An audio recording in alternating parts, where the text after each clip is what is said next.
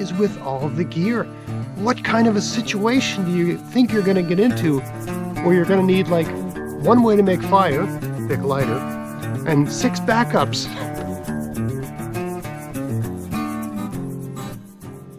Hey, it's Greg here with Outdoors on the Cheap, and I thought I'd do a quick video today talking about fire kits. I was recently watching a video on YouTube where you had a guy who had this like fanny pack full of gear, but all the gear was like 7 different fire making tools.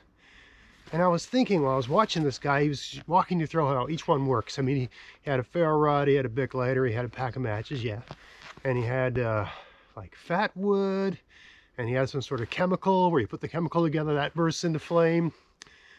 He had a little compression thing. It's like a container with a thing you plunge into it, and there's a little bit of char cloth there, and it you know, because of the pressure differential, that thing makes a little glowing ember. He had flint and steel and a little tin full of like char cloth. Not only that, but a tin you can use to make char cloth. He had some other electric tool, I think. I mean, this dude had like 7 ways to make fire, and like cotton balls with Vaseline, and like, just, I was thinking to myself, like, dude, what are you preparing for? What is with all the gear? What kind of a situation do you think you're going to get into where you're going to need like one way to make fire, big lighter, and 6 backups? How worried are you about this situation? So I got to thinking, like, well, you know, what do I bring in the woods with me every time I go in the woods, whether I'm by myself or with other people? And really, I probably bring in more than what most people do, but compared to this person, it's pretty low budget. And I'm going to explain what I bring in with me, because I don't think you need, like, if I'm going to bring a fanny pack with me, it's going to have other stuff in it. It's going to have rope, it's going to have food, it's going to have water, you know, or water tank, you know, like, we're going to rope something onto my belt, take the time to bring that along, a pack. It's going to have other things. My fire making stuff is on me, and I have a different thing on different parts of my body. So in my pants pocket, I got a bic lighter. Not just a bic lighter, but it's got some wax paper just, you know, attached to it with a rubber band. You know, you light wax paper, burns really good. Even when it's wet, it'll burn, just like birch bark, right? So I always bring that. So I got a very reliable way to make fire, right? Even if these get wet, you can basically get them operational in about 30 seconds or so, right? And I got some really reliable stuff to burn if there isn't anything handy, if I'm in a real situation where I need to get a flame going. Around my neck, I've got a knife. Attached to the knife, I got a ferro rod. So with the knife and the ferro rod, I can make a spark. And I've got wax paper attached to the knife. It's a sheet about that big.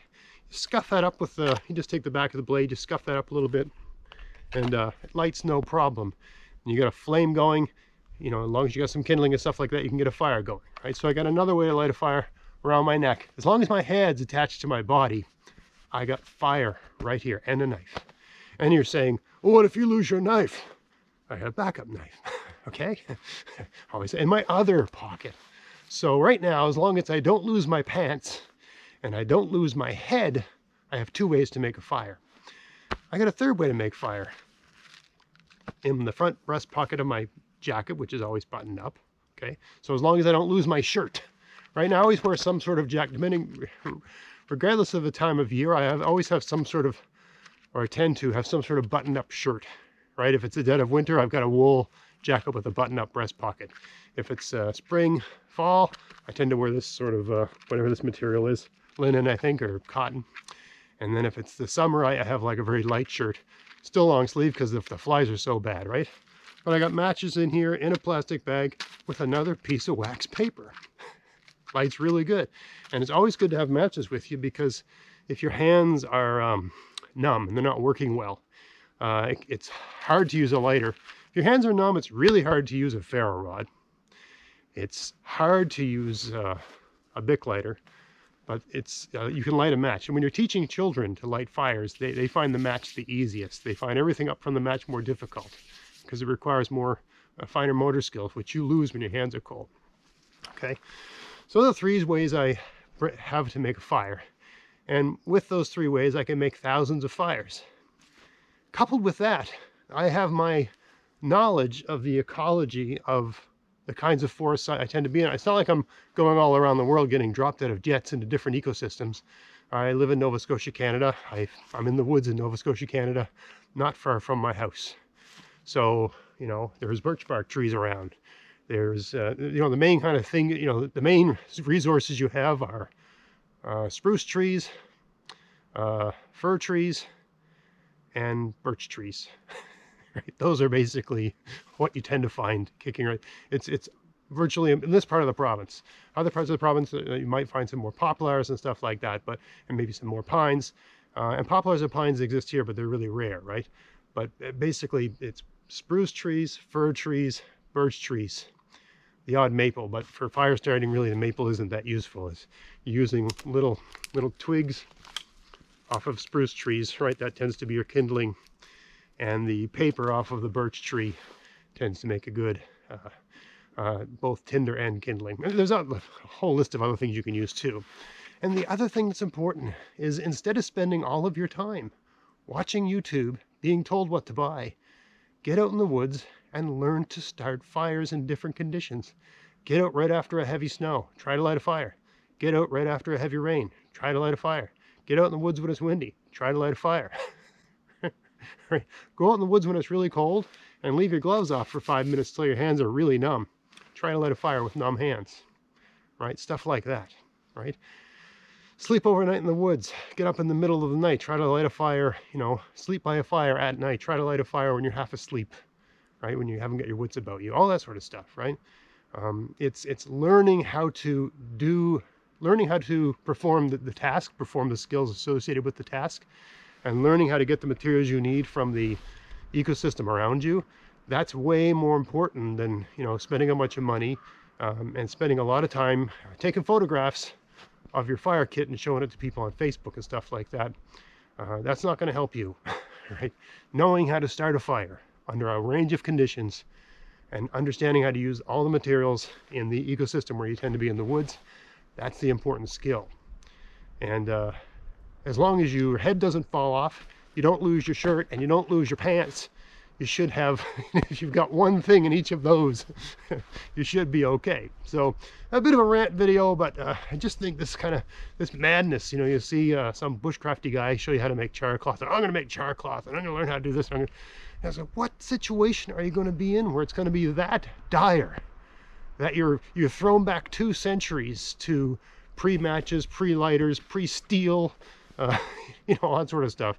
You know, really, if you also know how to start fire with a bow drill, that can be your plan D, you know, that sort of thing. You know, it's a good skill to learn to have, but I have never been in a situation where I needed a bow drill, right? If I am, I know what to do, but it really sucks trying to start fires with bow drills. And unless you're spending a lot of time, it's a skill you have to maintain. You have to do it a lot to get good at it.